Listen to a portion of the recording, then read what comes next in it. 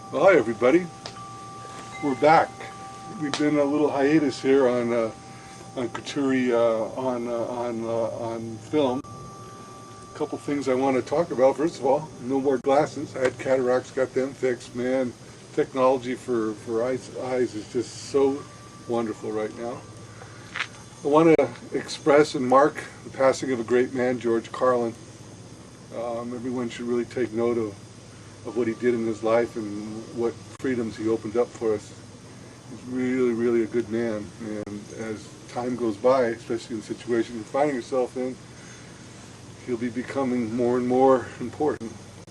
Just got back from a trip to North Carolina. I was down in Charlotte. Some good friends, Steve and Jenny Case.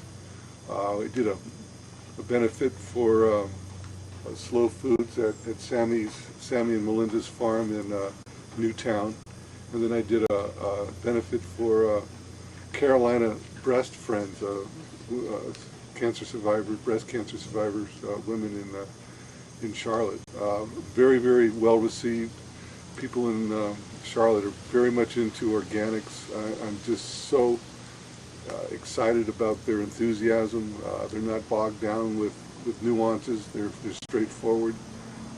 They can't grow enough stuff. Their farmers markets are beautiful. Farmers are really putting out.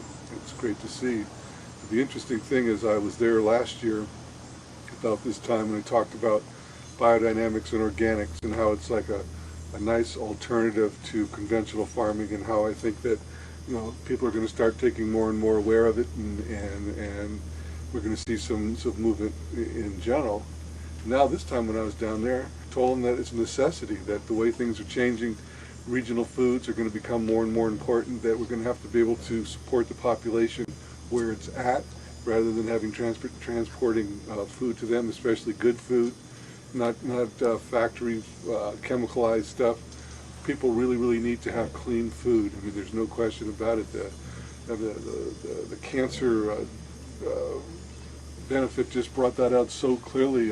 Renee, the woman that organized it, or one of the organizers, is at a nice restaurant called Nolan's Kitchen, very progressive, said you are what you eat. So maybe we're eating well, but if there's chemicals in it, I think that's part of what you are. And I think that the incidence of cancers and immune system disorders is at an all-time high, really from the poor quality of foods in general, and wine for that matter too. I mean, sulfited, chemicalized wine is not any better than anything else. When I was down there, I heard about a poultry man raising 120,000 turkeys for a contractor. I don't know who it would be, but anyway, the question was, how could you afford to feed them?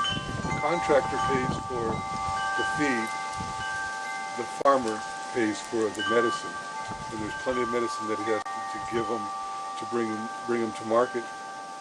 But the bottom line is, he gets 90 cents per bird. So I mean, the numbers against them are just incredible. But going back to the original thing, what seemed like a luxury, or maybe an attitude to work for, or a movement, has now become a necessity. We all have to have some garden. We're going to have to all start growing some of our own food to have enough food to go around. The point was made when I was down there. The Victory Gardens during the Second World War accounted for 40% of the food that was produced.